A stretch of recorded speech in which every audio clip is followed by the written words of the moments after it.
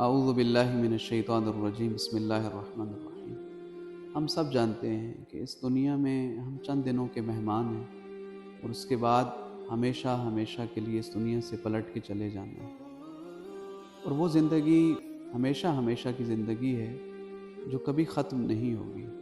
اور کچھ لوگ ایسے ہیں جو جنت میں جائیں گے اور کچھ افراد ایسے ہوں گے جو جہنم کے سزاوار ٹھہریں گے۔ ہمیں ہمیشہ تلاش رہنی چاہیے وہ کون سی عادات ہے، وہ کون سی عادات ہیں کہ جو ہمیں جنت تک لے جائیں گے، وہ کون سے اچھے کام ہیں جو ہمیں جہنم کی آتش سے محفوظ رکھیں گے۔ تو رحمت دو عالم کی ایک بہت خوبصورت حدیث میری نظر سے گزر رہی ہے۔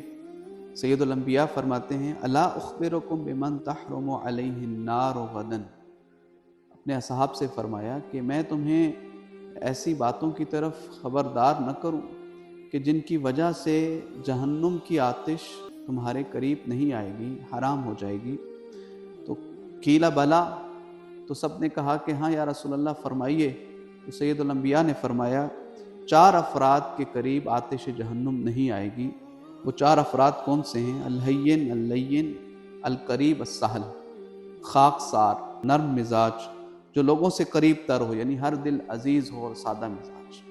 در حقیقت یہ چاروں کی چاروں عادات جو ہیں وہ کسی ایک بہترین صفت کی طرف ہمیں لے کے جا رہی ہیں کہ اگر ہم نرم مزاج رہتے ہیں، اگر ہم سادہ مزاج رہتے ہیں، اگر ہم سہل ہیں، یعنی لوگوں کا ہم تک ایکسیس کرنا آسان ہے، ہم لوگوں کے لیے اویلیبل ہیں، ان کے کام کرتے ہیں، ان کے کام آتے ہیں، معاشرے کے دکھ درد بانٹتے ہیں، اور ہمارے اندر تکلفات نہیں ہیں، ہمارے اندر تکبر نہیں ہے، تو یہ اتنی بہترین عادات ہیں کہ یہ سید الانبیاء نے فرمایا ہے کہ اگر کوئی شخص نرم مزاج ہے، سادہ مزاج ہے، لوگوں کے لیے سہل ہے، تو آتش جہنم اس سے ہمیشہ ہمیشہ دور رہے گی۔